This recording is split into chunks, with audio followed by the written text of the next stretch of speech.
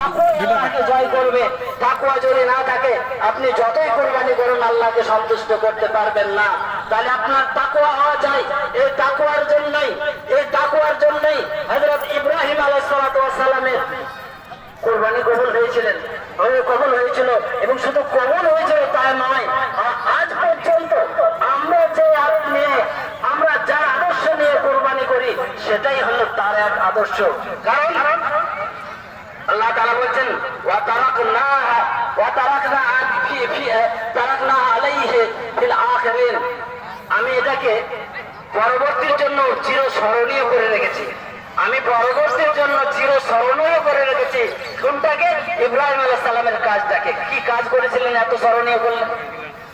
আপনি জানেন যে হযরত ইব্রাহিম আলাইহিস সালাম যখন তার কওমকে দাওয়াত দিলেন, দাওয়াত দিয়ে কম যখন শুনলো না, তাকে আগুনে ফেলার চেষ্টা করলো, আল্লাহ তাআলা আগুন থেকে বাঁচিয়ে নিল। তারপরে এবার হযরত ইব্রাহিম আলাইহিস সালাম বলছেন যে আমি তোমাদের কাছে যখন আশ্রয় পেলাম না, ইন্নী যাহিবুন ইলা রাব্বি, আমি আমার রবের দিকে ধাবিত হতে চাই। অর্থাৎ আমি আমার রবকে সন্তুষ্ট করার জন্য আমি এই দেশকে ত্যাগ করে অন্য দেশে যেতে চাই। ইন্নাহু সাইয়াহদিন, তিনি নিশ্চয়ই আমাকে হেদায়েত দিবেন।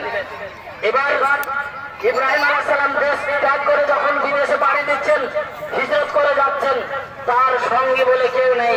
কারণ তার বয়স প্রায় 80 বছর, 80 ঊর্ধ্বে বয়স। তথাপি তখন পর্যন্ত তার কোনো সন্তান নেই।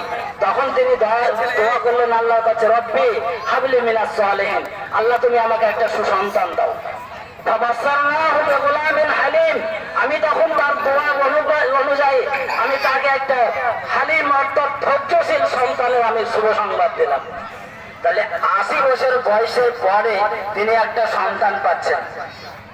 সন্তান পাওয়ার পর আপনার আমার যদি এই বুড়া বয়সে দেশ থেকে মানুষ তাড়িয়ে দিয়েছে, মানুষের অত্যাচারে আমি দেশ ছাড়া হয়ে বিদেশে যাচ্ছি, আর ওখানে গিয়েও আমি মৃত্যু বয়সে